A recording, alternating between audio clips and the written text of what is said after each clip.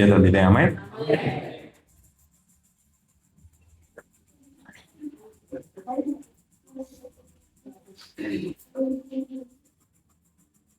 ಆಮೇಲೆ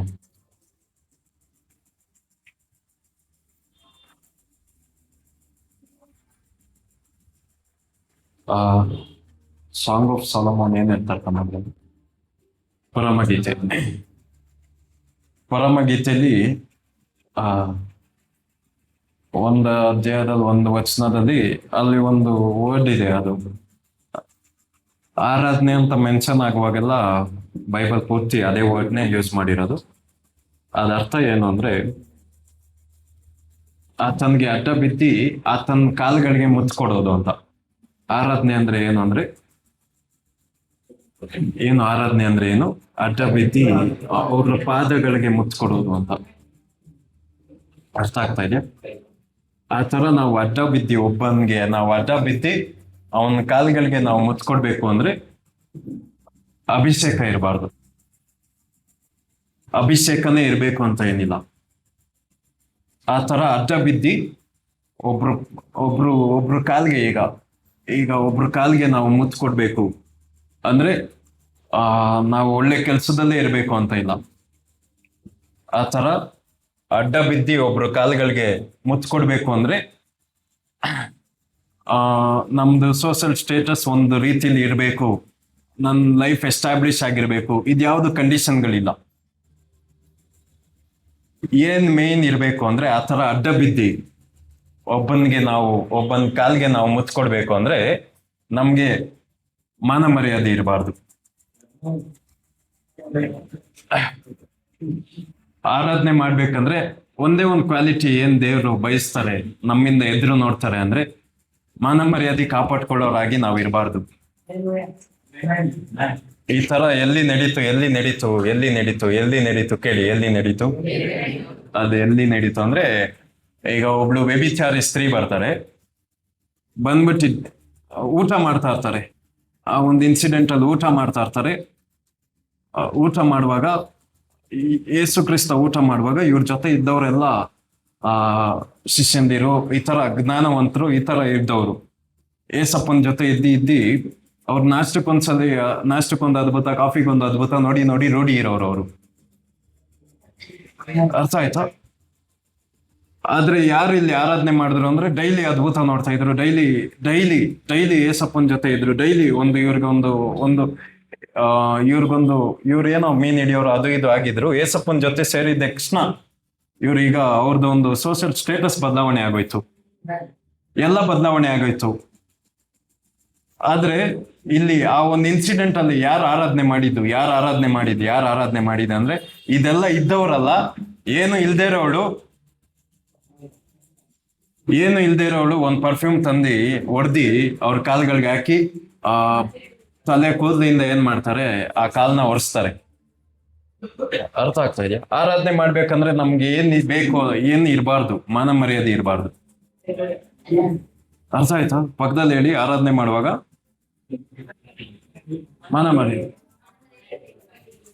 ಮೇನ್ ಆಗಿ. ಈಗ ಪರಲೋಕದಲ್ಲಿ ಒಂದು ಆರಾಧನೆ ಮಾಡಿದ್ರು, ಅದು ಎಲ್ಲ ನಾವು ಆಡ್ತೀವಿ. ನನ್ನ ಕಿರೀಟ ಬಿಚ್ಚಿ ನಿನ್ನ ಪಾದದಲ್ಲಿ ಇಟ್ಟು ಅಡ್ಡ ಬಿದ್ದಿ ಏನ್ ಹೇಳ್ತೀವಿ? ಇದು ಯಾರು ಹೇಳ್ತಾರೋದು ಅಂದ್ರೆ ಎಲ್ಡರ್ಸ್ ಹೇಳ್ತಾರೋದು. ಅಂದ್ರೆ ಇವ್ರಿಗೊಂದು ಸ್ಥಾನ ಇದೆ. ಇವ್ರು ಅಡ್ಡ ಬಿದ್ರೆ ಅದು ಒಂಥರ ನಿಮ್ಗೆ ಹೆಂಗೆ ಹೇಳಿ, ಈಗ ನೀವು ಒಂದ್ ಸ್ಥಾನದಲ್ಲಿ ಹೋದಾಗ ನೀವು ಒಂದೊಂದು ಮಾಡಕ್ ಆಗಲ್ಲ. ಒಂದೊಂದ್ ಸ್ಥಾನದಲ್ಲಿ ನಾವು ಹೋದಾಗ ಒಂದೊಂದು ಮಾಡಬಾರ್ದು. ಅದು ಮಾಡಿದ್ರೆ ಏನಾಗುತ್ತೆ ಅಂದ್ರೆ ನಮ್ಮ ಒಂದು ಸ್ಥಾನಕ್ಕಿರೋ ವ್ಯಾಲ್ಯೂ ಹೋಗುತ್ತೆ. ಆದ್ರೆ ಇವರು ಸ್ಥಾನಕ್ಕಿರೋ ವ್ಯಾಲ್ಯೂನ ಬಿಟ್ಟು ಏನ್ ಮಾಡಿದ್ರು, ಅವ್ರಿಗೆ ಅಡ್ಡ ಬಿದ್ರು. ಆರಾಧನೆ ಮಾಡೋದಂದ್ರೆ ಅದೇ, ಮಾನ ಮರ್ಯಾದೆ ಬಿಟ್ಟು ಏನೆಲ್ಲ ನಾವು ಮಾಡ್ತೀವಿ ದೇವ್ರಿಗೋಸ್ಕರ, ಅದು ಆರಾಧನೆ ಆಗಿರುತ್ತೆ. ಅರ್ಥ ಆಯ್ತಾ? ನಿಮ್ಗೆ ಯಾರಾದ್ರೂ ಆರಾಧನೆ ಅಂದ್ರೆ ಏನು ಅಂತ ಕೇಳಿದ್ರೆ ಸ್ಲೋ ಆಗಿ 4 ಸಾಂಗ್ ಆಡೋದು, ನಿಂತ್ಕೊಂಡಿ ಅಂತ ಹೇಳ್ಬಾರ್ದು. ಆಯ್ತಾ?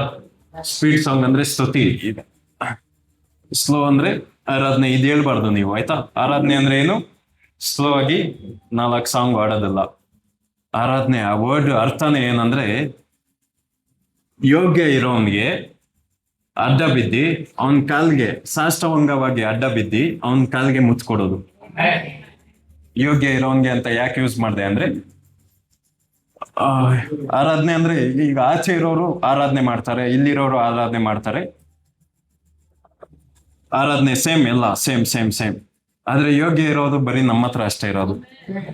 ಇವ್ರಿಗಷ್ಟೇ ಆರಾಧನೆಗೆ ಯೋಗ್ಯತೆ ಇದೆ. ಆರಾಧನೆ ನಾಯಕ ಇವನು, ಅದಕ್ಕೆ ಯೋಗ್ಯರು ಇವರು. ನಮ್ಗಿನ್ನ ಬರಲ್ಲ, ನಮ್ಗೆ ಗೊತ್ತಿರೋ ಭಾಷೆಯಲ್ಲಿ ಅವ್ರನ್ನ ವರ್ಣನೆ ಮಾಡಕ್ ಬರಲ್ಲ, ಅವ್ರನ್ನ ಸ್ತುತಿ ಮಾಡಕ್ ಬರಲ್ಲ. ಆದ್ರೂ ಪೀಟರ್ ಹೇಳ್ತಾರೆ ಫಿಲಿಯೋ ಅಂತ, ಅವರು ಫಿಲಿಯೋಗ್ ಒಪ್ಕೊಂತಾರಲ್ವಾ, ಹಂಗೆ ನಮಗ್ ಬಂದಿದ್ದು ಬೆಸ್ಟ್ ಅಲ್ಲೇ ಅಷ್ಟಕ್ಕೆ ಒಪ್ಕೊಂಡು ನಮ್ದು ಆರಾಧನೆಯನ್ನ ಕೇಳಕ್ ಬರ್ತಾರೆ ದೇವ್ರು. ಆಮೇಲೆ ಅರ್ಥ ಆಗ್ತಾ ಇದೆಯಾ? ನೀವು ನೀವು ನಿಮ್ಮಿಂದ ನಾನು ನಿಮ್ ಪಾಸ್ಟರ್ ಆಗಿ ಏನ್ ಎದುರು ನೋಡ್ತೀನಿ ಅಂದ್ರೆ ಆರಾಧನೆ ಮಾಡೋರಾಗ್ಬೇಕು ನೀವು, ಡೈಲಿ ರೆಗ್ಯುಲರ್ ಆಗಿ. ಅರ್ಥ ಆಯ್ತಾ ಇದೆಯಾ ನಾನು ಹೇಳ್ತಾ ಇರೋದು? ಯಾವಾಗ್ಲೂ ಅಷ್ಟೇ ಅವ್ರನ್ನ ನೀವು ಸ್ತುತಿಸೋರಾಗ್ಬೇಕು, ಅವ್ರನ್ನ ಆರಾಧನೆ ಮಾಡೋರಾಗ್ಬೇಕು. ಅವ್ರು ಅವರು ಎಲ್ಲಿದ್ದಾರೆ ಅಂದ್ರೆ ನಾನು ಹುಡುಕ್ತಾ ಇರ್ಬೇಕು, ಎಲ್ಲಿರ್ತಾರೆ. ಆಮೇಲೆ ಹುಡ್ಕೊಂಡ್ ಬಂದಾಗ ನಿಮ್ಮನೆ ಹತ್ರ ಬರ್ಬೇಕು ನಾನು. ಅಲ್ಲಿ ದೇವರು ನೀವು ಬ್ಯುಸಿ ಆಗಿರ್ಬೇಕು, ಆಯ್ತಾ? ಅವ್ರೆಲ್ಲಾನ ಬಿಟ್ಟು ನಿಮ್ ಹಾಡ್ನ ಕೇಳಕ್ಕೆ ಬರ್ಬೇಕು ಅವರು. ಆಮೇಲೆ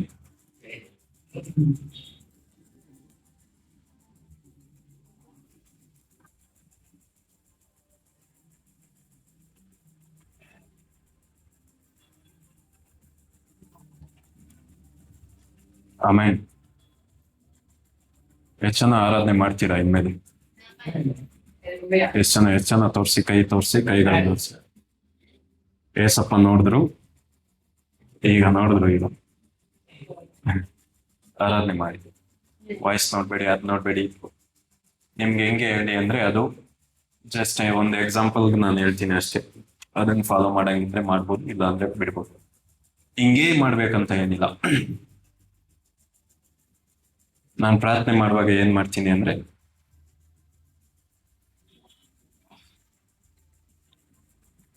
ಖಂಡಿತ ನನ್ನ ಪ್ರಾರ್ಥನೆಯಲ್ಲಿ ಇರೋ ವಾತಾವರಣ ಯಾವತ್ತು ಎಲ್ಲೂ ಯಾವ ಸರ್ವಿಸ್ ಅಲ್ಲೂ ಅದ್ ನೋಡಿಲ್ಲ. ಆ ತರ ಇರುತ್ತೆ. ಅದಕ್ಕೆ ಏನ್ ಮಾಡ್ತೀನಿ ಗೊತ್ತಾ? ಆ, ನಾನು ಒಂದು ಟೈಮ್ನ ಫಿಕ್ಸ್ ಮಾಡಿದ್ವಿ. ಅದ್ ಹೇಳಿದ್ರೆ ನೀವು ಮಾಡಬಾರ್ದು, ನಿಮ್ಗಾದ್ರೆ ಮಾಡಿ. ಅರ್ಥ ಆಯ್ತು? ನಾನು ನೈಟ್ ಟೈಮಲ್ಲಿ, ನೈಟ್ ಔಲ್ ಅಂತ ಹೇಳ್ತಾರೆ ಇಂಗ್ಲಿಷ್ ಅಲ್ಲಿ ಒಂದು ವರ್ಡ್, ಅಂದ್ರೆ ನೈಟ್ ಟೈಮಲ್ಲಿ ಎದ್ದಿರ್ತಾರೆ ಜಾಸ್ತಿ ಇವರು ಅಂತ. ನಾನು ಬೆಳಗ್ಗೆ ಹೊತ್ತು ಒಂದು ಅರ್ಧ ಗಂಟೆ ನಾನು ಬಿಟ್ಟರು ಒಂದು ನಿದ್ದೆ ಮಾಡಿದ್ದಿರ್ತೀನಿ, 10 ನಿಮಿಷ ಬಿಟ್ಟರು ಒಂದು ನಿದ್ದೆ ಮಾಡಿರ್ತೀನಿ. ಈ ತರ ನೈಟಲ್ಲಿ ನಿದ್ದೆ ಬರಲ್ಲ. ಇದು ಚೆನ್ನಾಗಿದ್ಯಾ? Check check.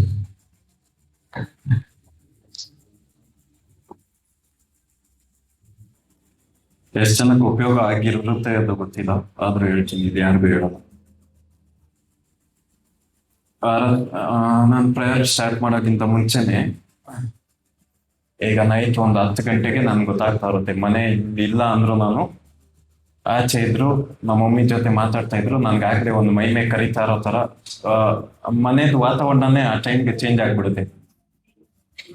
ಒಂಥರ ತೂಕ ಆಗುತ್ತೆ. ನಿಮ್ಗೆ ಹೆಂಗೆ ಹೇಳಿದ್ವಿ, ತೂಕ ಆಗುತ್ತೆ. ಕಾಣದೇ ಇರೋ ಒಂದು ವೆಯ್ಟ್ ಇಟ್ಟಂಗಾಗುತ್ತೆ. ಆ ಇದಾಗುತ್ತೆ. ಇದಕ್ಕೆಲ್ಲ ಕಾರಣ ಏನು ಅಂದ್ರೆ, ಒಂದ್ ಟೈಮ್ನ ಒಂದು ದಿನ ನಾನೇ ಫಿಕ್ಸ್ ಮಾಡಿ ಏನ್ ಮಾಡಿದೆ ಅಂದ್ರೆ, ಅದು ಒಂದು ಇಂಟಿಮೇಟ್ ಪ್ಲೇಸ್ ಆಗಿರ್ಬೇಕು. ಅಂದ್ರೆ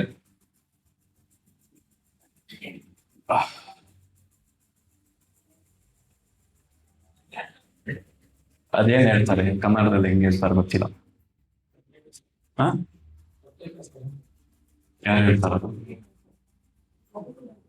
ಪ್ರತ್ಯೇಕ ಸ್ಥಳ ಅಲ್ಲ, ಇನ್ನ ಮರೆಯಲ್ಲಿ ಪ್ರೀತಿ ಮಾಡ್ಬೇಕಂತ ಒಂದು ಇಂಟಿಮೇಟ್ ಪ್ಲೇಸ್. ಸೀಕ್ರೆಟ್ ಪ್ಲೇಸ್ ಅಲ್ಲ, ಇಂಟಿಮೇಟ್ ಪ್ಲೇಸ್. ಈಗ ನನ್ನ ಹೆಂಡತಿ ಜೊತೆ ಮಾತಾಡಕ್ಕೆ, ಅವಳನ್ನ ಮುದ್ದಾಡಕ್ಕೆ ಅಂತ ಇರೋ ಒಂದು ಸ್ಥಳ. ನೀವೇನು ಮುದ್ದಾಡಲ್ವಾ? ಹಂಗ್ ನೋಡ್ತಾ ಇದ್ದ. ಈ ತರ ನಂದು ರೂಮ್ನ ಹಿಂಗ್ ಮಾಡ್ತೀನಿ. ಬಾಗ್ಲ ಹಾಕ್ತೀನಿ, ಕಿಟಕಿ ಹಾಕ್ತೀನಿ, ಸ್ಕ್ರೀನ್ ಹಾಕ್ತೀನಿ, ಎಲ್ಲ ಹಾಕ್ತೀನಿ, ಲೈಟ್ ಎಲ್ಲ ಡಿಮ್ ಮಾಡ್ತೀನಿ. ಹೆಂಗೆ ಅಂದ್ರೆ, ಒಂದೇ ಮಾತಲ್ಲಿ ಹೇಳ್ಬೇಕಂದ್ರೆ ಕ್ಯಾಂಡಲ್ ಲೈಟ್ ಡಿನ್ನರ್ ಅಂತ ಹೇಳ್ತಾರೆ. ಚಿಕ್ಕದಾಗಿ ಒಂದ್ ಲೈಟು, ಡಿಮ್ ಆಗಿ ಒಂದ್ ಲೈಟು, ನಾನಷ್ಟೇ ಕಾಣ್ಬೇಕು ಅವ್ರಿಗೆ ನಾನಷ್ಟೇ ಕಾಣ್ಬೇಕು. ಈ ತರ ಮಾಡ್ತೀನಿ. ಮೊಬೈಲ್ನ ಎತ್ತಿ ಸೈಡಲ್ಲಿ ಇಕ್ಕಿ ಬ್ಯಾಕ್ ಗ್ರೌಂಡ್ ಚಿಕ್ಕದಾಗಿ ಒಂದು ಮ್ಯೂಸಿಕ್ ಹಾಕ್ತೀನಿ. ಅವಾಗ ಆಗ ಗಾಡಿಲೆಲ್ಲ ಪ್ರೀತಿ ಅನುಭವ ಮಾಡ್ಬೋದು ನೀವು.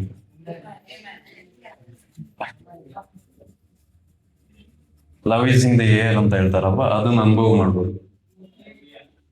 ಲೈಕ್ ನಾ ಅರ್ಥ ಆಗ್ತಾ ಇದೆಯಾ? ಯಾಕೆ ಪ್ರಾರ್ಥನೆ ನಿಮ್ಗೆ ಮಾಡಕ್ ಆಗಲ್ಲ ಅಂದ್ರೆ ಬೋರಿಂಗ್ ಆಗಿ ಮಾಡ್ತೀರಾ. ಸ್ಪೈಸ್ ಅಪ್ ಮಾಡಿ ರಿಲೇಶನ್ಶಿಪ್. ನಾವಿರೋದು ರಿಲಿಜಿಯನ್ ಅಲ್ಲ.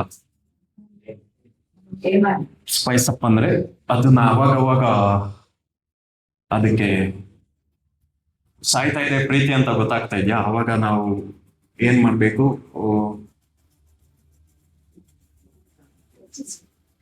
Spice up. ನಾನು ಹೇಳ್ತಾರ ತಪ್ಪಲ್ಲ, ಏಜ್ ತಪ್ಪಾಗಿರುತ್ತೆ ಒಬ್ಬೊಬ್ರಿಗೆ. ಎಲ್ಲಿ ಎಕ್ಸ್ಪೀರಿಯನ್ಸ್ ಆಯ್ತು ಇವ್ರಿಗೆ ಇದೆಲ್ಲ. ಫಸ್ಟ್ ಹೊಸ ಒಡಂಬಡಿಕೆ ನಿಮ್ ಮದ್ವೆ ಬಗ್ಗೆ ಹೇಳಿದವ್ರು ಯಾರು ಅಂದ್ರೆ ಏಸಪ್ಪ. ಆಗಿಲ್ಲ, ಅವರು ಮದ್ವೆ ಆಗಿಲ್ಲ ಆದ್ರೂ ಹೇಳಿದ್ರು. ಎರಡನೇದಾಗ ಜಾಸ್ತಿ ಹೇಳಿದಂದ್ರೆ ಡಿವೋರ್ಸ್ ಆಗಿರೋನು. ಇವರಿಬ್ರು ಹೇಳ್ಬೋದಂದ್ರೆ ನಾನು ಹೇಳ್ಬೋದು. ಆಯ್ತಾ? ಯಾಕೆ ನಿಮ್ ಪ್ರೇಯರ್ ಬೋರಿಂಗ್ ಆಗಿರುತ್ತೆ ಅಂದ್ರೆ ಪ್ಲೇಸ್ ಬೋರಿಂಗ್ ಆಗಿದೆ, ನೀವು ಮಾತಾಡೋ ತರ ಬೋರಿಂಗ್ ಆಗಿದೆ. ಈಗ ನೆನ್ನೆ ಒಂದು ವಿನಯ್ ಅಂತ ನೆನ್ನೆ ಅವನಿಗೆ ಸುವಾರ್ತೆ ಸಾರ್ವಿ, ಅವ್ನು ಕೇಳ್ದ ಪ್ರೇಯರ್ ಅಂದ್ರೆ ಏನು, ಪ್ರೇಯರ್ ಮಾಡ್ಬೇಕು ನಾನು ಕಳ್ಸು ಅದನ್ನ ನೋಡ್ಕೊಂಡು ಮಾಡ್ತೀನಿ ಅಂತ. ನನ್ ಪ್ರೇಯರ್ ಅಂತ ವರ್ಡ್ ನ ಜಾಸ್ತಿ ಏಟ್ ಮಾಡ್ತೀನಿ ನಾನು. ಏನಂದ್ರೆ ಪ್ರೇಯರ್ ಅಂತ ಅದು ಒಳಗಿಂದ ಒಂಥರ ದ್ವೇಷ ಬರುತ್ತೆ ಆ ಒಂದು ವರ್ಡ್ ಮೇಲೆ. ಪ್ರಾರ್ಥನೆ ಮಾಡಲ್ಲ ಅಂತ ನಾನು ಹೇಳ್ತಾ ಇಲ್ಲ. ಪ್ರಾರ್ಥನೆ ಅಂದಿದ ತಕ್ಷಣ ನಮ್ಮ ಮೈಂಡ್ ಅಲ್ಲಿ ಏನ್ ಬರುತ್ತೆ ಅಂದ್ರೆ, ಪರಲೋಕದಲ್ಲಿರುವ ನಮ್ಮ ತಂದೆಯೇ ನಿನ್ನ ನಾಮ ಪರಿಶುದ್ಧವಾಗಿರ್ಲಿ, ಈ ತರ ಒಂದು ಸ್ಕ್ರಿಪ್ಟ್, ಒಂದು ರಿಲಿಜಿಯನ್ ಮೈಂಡ್ ಸೆಟ್ ಬರುತ್ತೆ. ಈಗ ಪ್ರೇಯರ್ ಮಾಡಿದ್ರ ಅಂತ ನಿಮಗೆ ಕೇಳಿದ್ರೆ ನಿಮ್ಗೆ ಏನ್ ಬರುತ್ತೆ? ತಲೆಗೆ ಏನ್ ಬರುತ್ತೆ? ಅನ್ಯ ಭಾಷೆ. ತಲೆಗೆ ಏನ್ ಬರುತ್ತೆ? ಮೊಣ್ಕಾಲ್ ಹಾಕಿ ಕೂತಿ ನಿಂತಿ ಕೈಗಳು ಎತ್ತಿ ಇನ್ನ ಏನೇನಾಗುತ್ತೋ ಅದೆಲ್ಲ ಮಾಡಿ, ಒಟ್ಟು ರಿಲಿಜಿಯನ್ ಒಂದು ಸೆಟಪ್.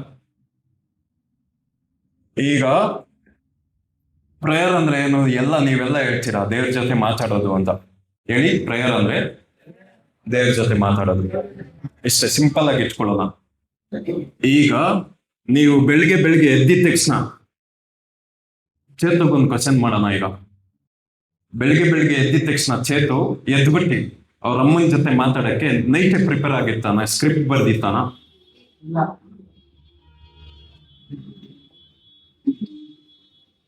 ಈಗ ನೀವು ನಿಮ್ಮ ಹೆಂಡತಿ ಜೊತೆ, ಗಂಡನ ಜೊತೆ, ಮಕ್ಕಳ ಜೊತೆ ಮಾತಾಡಕ್ಕೆ ಹಿಂದೆ ಈಗ ನಾನು ಹೇಳ್ಕೊಡ್ಬೇಕಾ ನೀವೇನ್ ಮಾತಾಡ್ಬೇಕು ಅಂತ?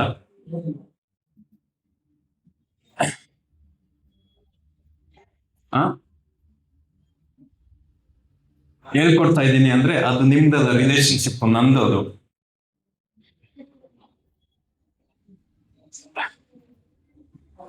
ಪ್ರಾರ್ಥನೆ ಅಂದ್ರೆ ಅದೊಂದು ಸ್ಕ್ರಿಪ್ಟ್ ಅಲ್ಲ, ಅದು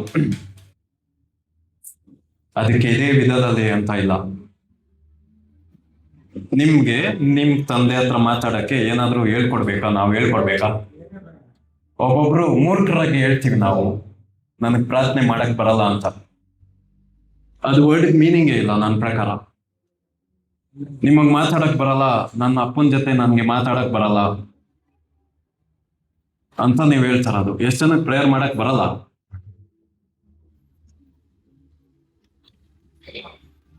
ಆಯ್ತಾ? ಮಾತಾಡಿ, ಅವ್ರ ಜೊತೆ ಮಾತಾಡಿ. ಇನ್ನೊಂದೇನು, ಈ ಕಾನ್ವರ್ಸೇಷನ್ ಅಲ್ಲಿ ಸ್ಪೆಷಲ್ ಏನಂದ್ರೆ, ಇವ್ರು ರಿಲಿಜಿಯಸ್ ಆಗಿದ್ರೆ ಒನ್ ಸೈಡ್ ಕಾನ್ವರ್ಸೇಷನ್ ಆಗಿರುತ್ತೆ. ನೀವೀಗ ಮೈಂಡ್ ಹಿಂಗ್ ಶಿಫ್ಟ್ ಮಾಡ್ತೀರಾ, ರಿಲೇಶನ್ಶಿಪ್ಗೆ ತರ್ತೀರಾ. ಅಂದ್ರೆ ಇದು ನೀವು ಮಾತಾಡ್ತಿರ್ತಾರ, ಅವ್ರು ಅಲ್ಲಿಂದ ಸುಮ್ಮನೆ ನಿಂತು ಕೇಳಿಸ್ಕೊಳಕ್ಕೆ, ಅವ್ರ ಕಲ್ಲಲ್ಲ, ಮಣ್ಣಲ್ಲ, ಪೊದೆ ಅಲ್ಲ, ಗಿಡ ಅಲ್ಲ, ನದಿ ಅಲ್ಲ, ಅವ್ರು ಮಾತಾಡೋದು ಹೇಳು, ಅವ್ರು ವಾಪಸ್ ಮಾತಾಡ್ತಾರೆ. ಅಟ್ಲೀಸ್ಟ್ ನಿಮ್ಗೆ ಇಂಡಿಯಾದಲ್ಲೆಲ್ಲ ಏನೇನಾಗುತ್ತೆ ಅದು ಇದು ಹೇಳಿಲ್ಲ ಅಂದ್ರು ನಿಮ್ ಜೀವಿತ ಸರಿಪಡಿಸೋ ತರ ಏನೋ ಒಂದು ಹೇಳ್ತಾರೆ. ಆಯ್ತಾ? ಎಷ್ಟು ಚೆನ್ನಾಗಿ ಪ್ರೇಯರ್ ಮಾಡಕ್ ಕಷ್ಟ, ಇನ್ಮೇಲೆ ಕಷ್ಟ ಆಗ್ತಾ ಇದೆ ಅಂದ್ರೆ ನೀವು ಅದನ್ನ ರಿಲಿಜಿಯಸ್ ಆಗಿ ಇಟ್ಟಿದ್ದೀರಾ. ರಿಲಿಜಿಯಸ್ ಆಗಿ ಏನೇ ಒಂದು ಫಾಲೋ ಮಾಡ್ತಾ ಇದ್ರು ಅದು ಒಂದ್ 2-3 ವಾರ, ಅದಾದ್ಮೇಲೆ ಬೋರ್ ಆಗುತ್ತೆ ಅದು.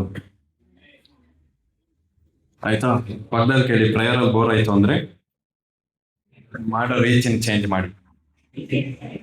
ಡೈಲಿ ಒಂದೊಂದು ಐಡಿಯಾ ಇಂದ ಹೋಗಿ, ಡೈಲಿ ಒಂದೊಂದು ಅರ್ಥ ಆಯ್ತಾ? ನಾನು ಹೆಂಗ್ ಹೋಗ್ತೀನಿ ಅಂದ್ರೆ ನೈಟ್ ರೆಡಿ ಆಗಿರ್ತೀನಿ, ಸ್ನಾನ ಮಾಡಿರ್ತೀನಿ. ಡೇಟ್ಗೆ ಯಾರು ಹಂಗೆ ಎತ್ತಿ ಹಂಗೆ ಪಟ್ ಅಂತ ಹೋಗಲ್ಲ. ಅರ್ಥ ಆಯ್ತಾ? ಒಳ್ಳೆ ಒಳ್ಳೆ ಫ್ರೇಗ್ರೆನ್ಸ್, ನಾನು ಆ, ಒಳ್ಳೆ ಸ್ಮೆಲ್ ಬರ್ತೀನಿ, ನಾನು ಫ್ರೆಶ್ ಆಗಿ ಕಾಣಿಸ್ತೀನಿ. ಅರ್ಥ ಆಯ್ತಾ? ಅದಕ್ಕೆ ನಂದು ಬೋರಿಂಗ್ ಇಲ್ಲ, ನಿಮ್ದು ಬೋರಿಂಗ್. ಪಕ್ಕದಲ್ಲಿ ಹೇಳಿ ಬದಲಾವಣೆ ಆಗಿ. ಇನ್ನೊಬ್ರಿಗೆ ಹೇಳಿ ಬದಲಾವಣೆ ಆಗಿ. ಇದು ನಾನು ನೆನ್ಸ್ ಬಂದಿಲ್ಲ, ಆದ್ರೂ ಹೇಳಿದೆ ಅಂದ್ರೆ ಕರ್ತನಾತ್ಮನೇ ಇದನ್ನ ಹೇಳಿದ್ದು. ನೀವು ಅಂದ್ಕೊಂಡು ಹೋಗ್ಬೇಕು ಇವತ್ತಿನ, ಇದು ನೀನಲ್ಲ ಚಿನ್ಮಯ ಎಲ್ಲ ಹೇಳಿ, ಇದು ಕರ್ತನಾತ್ಮನೇ ಅವರಿಗೆ ಪ್ರಕಟಪಡಿಸಿಲ್ಲ. ಸೆಟಪ್ ಚೇಂಜ್ ಮಾಡಿ, ಮೈಂಡ್ ಚೇಂಜ್ ಮಾಡಿ, ಮಾತ್ ಚೇಂಜ್ ಮಾಡಿ. ಯಾವಾಗ್ಲೂ ರಿಲಿಜಿಯಸ್ ಆಗಿ ಇಟ್ಕೊಂಡ್ಬೇಡಿ. ಕೇಳಿ, ಸುಮ್ಮನೆ ಕೇಳಿ, ಸ್ವಲ್ಪ ಊಟ ಮಾಡಿದ್ರ ಅಂತ ಕೇಳಿ, ಆಯ್ತಾ, ಸ್ವಲ್ಪ ಊಟ ಆಯ್ತಾ ಕೇಳಿ, ಏನ್ ಮಾಡ್ತಿದ್ದೀರಾ ಕೇಳಿ. ಒಟ್ಟು ಒಂದು ಅದು ಅದು ಮಾತಲ್ಲಿ ಪ್ರೀತಿ ತುಂಬಿರ್ಬೇಕು. ಅವ್ರು ಊಟ ಮಾಡ್ತಾರ ಇಲ್ವಾ, ಬೈಬಲ್ ಅಲ್ಲಿ ಇಲ್ಲ, ಅದು ಇದಿಲ್ಲ. ನಾನು ಥಿಯೋಲಜಿಯನ್ ಆಗಿ ಅವ್ರ ಹತ್ರ ಹೋಗಲ್ಲ, ಅವರು ಫಿಲಾಸಫರ್ ಆಗಿ ನನ್ನ ಹತ್ರ ಬರಲ್ಲ. ಇಬ್ರು ರಿಲೇಶನ್ಶಿಪ್ ಅಲ್ಲಿ ಇದೀವಿ ಅಷ್ಟೇ. ಅರ್ಥ ಆಯ್ತಾ? ವಾಕ್ಯದಲ್ಲಿ ಆಯ್ತೋ ಇಲ್ವೋ, ಅದು ಇದು ಎಲ್ಲ ವಾದ ಮಾಡಲ್ಲ ನಾವು. ಅರ್ಥ ಆಯ್ತಾ? ಎಷ್ಟು ಚೆನ್ನಾಗಿ ಅರ್ಥ ಆಗ್ತಾ ಇದೆ ನಾನು. ಆಮೇಲೆ ಹೇಳಿ, ಯಾಕೆ ನಿದ್ದೆ ಬಂತು, ಯಾಕೆ ಹೇಳ್ರಿ. ಪ್ರೇಯರಲ್ಲಿ ಯಾಕೆ ನಿದ್ದೆ ಬಂತು, ಪ್ರೇಯರಲ್ಲಿ ಯಾಕೆ ವಾಕ್ಯ ಓದ್ತಾ ಇದ್ದೀನಿ ಅರ್ಥ ಆಯ್ತಲ್ಲ, ಯಾಕೆ ಇದೆಲ್ಲ ಗೊತ್ತಿಲ್ಲ ನನಗೆ. ಆಮೇಲೆ ಆರಾಧನೆ ಮಾಡ್ತಾ ಇರ್ತೀವಿ, ದೇವ್ರ ಪ್ರಸನ್ನತೆ ಅನುಭವಿಸಕ್ ಆಗ್ತಾ ಇಲ್ಲ. ಏನ್ ಮಾಡೋಣ, ಈಗ ಒಂದು ಪಾಪ ಹರಕೆ ಹೊಡಿಯೋಣ, ಒಂಚೂರು ಅಳನ, ಅದು ಇದು ಈ ತರ ಮಾಡಿಲ್ಲ ಅಂದ್ರೆ ಇದೇ ಆಪ್ಷನ್ ಅಷ್ಟೇ. ಈ ತರ ರಿಲೇಶನ್ಶಿಪ್ ಲವ್ ಇಂದ ಮಾಡಿಲ್ಲ ಅಂದ್ರೆ ಲಾ ಇಂದನೇ ಮಾಡ್ಬೇಕು. ಲಾ ಇಂದ ಮಾಡಿದ್ರೆ ಒಂದು 10 ದಿನ ಮಾಡ್ಬೋದು ಅಷ್ಟೇ. ಎಷ್ಟು ಚೆನ್ನಾಗಿ ನಾನು ಬೋರ್ ಮಾಡ್ತಾ ಇದ್ದೀನಿ ಮಾತಾಡಿ. ಆಮೇಲೆ ಅರ್ಥ ಆಯ್ತಾ ನಾನು ಹೇಳಿದ್ದು? ಬದಲಾವಣೆ ಮಾಡಿ, ಜಾಗ ಬದಲಾವಣೆ ಮಾಡಿ, ಸ್ಥಳ ಬದಲಾವಣೆ ಮಾಡಿ. ಬರೀ ಯಾವಾಗಲೂ ರೂಮಲ್ಲೇ ಮಾಡಬೇಡಿ, ವಾಕ್ ಮಾಡಿ, ಊಟ ಮಾಡುವಾಗ ಮಾಡಿ, ಪ್ರಾರ್ಥನೆ ಮಾಡ್ಬೋದು. ಊಟ ಮಾಡುವಾಗ ನಿಮ್ಮ ಅಪ್ಪನ ಜೊತೆ ನೀವು ಮಾತಾಡ್ಬೋದಾ? ಮಾತಾಡಕ್ಕಾಗಲ್ಲ. ಫಸ್ಟ್ ಊಟ ಮಾಡೋ ಮಗನೇ ಅಂತಾರ. ಸಪ್ರೇಟ್ ಆಗಿ ನನ್ನ ಹತ್ರ ಅಪಾಯಿಂಟ್ಮೆಂಟ್ ತಗೊಳ್ಳೋ ಅಂತ ಹೇಳ್ತಾರ. ಆ ತರ ಹೇಳ್ತಾರೆ ಅಂದ್ರೆ ಅವ್ರು ನಿಮ್ಮ ಅಪ್ಪ ಅಲ್ಲ. ನೀವು DNA ಟೆಸ್ಟ್ ಮಾಡ್ಬೇಕು.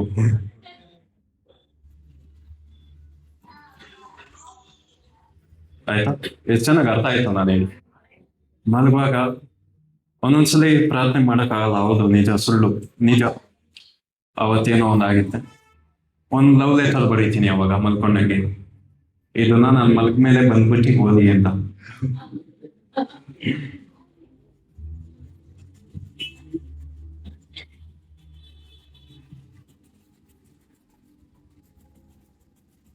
ಇದೆಲ್ಲ ಮಾಡಿದ್ರೆ ದೇವರು ಹೊಡಿಯಲ್ಲ. ಅವ್ರಿಗಿಷ್ಟ ಇದೆಲ್ಲ. ನಿಮ್ಗೆ ಜರಮಯದಲ್ಲಿ ಒಂದು ವಾಕ್ಯ ಇದೆ, ಅದು ಕನ್ನಡದಲ್ಲಿ ಪಕ್ಕ ಇರಲ್ಲ. ಅದು ಯಾಕೆ ಇಸ್ರಾಯೇಲ್ ಜೊತೆ ಅಷ್ಟೊಂದು ತಾಳ್ಮೆಯಾಗಿ ದೇವರು ಇರ್ತಾರೆ ಅಂದ್ರೆ, ಅವ್ರಿಗೆ ತಂದೆ ಅಂತ ಕರ್ಸ್ಕೊಳಕ್ ಇಷ್ಟ ಅಂತೆ.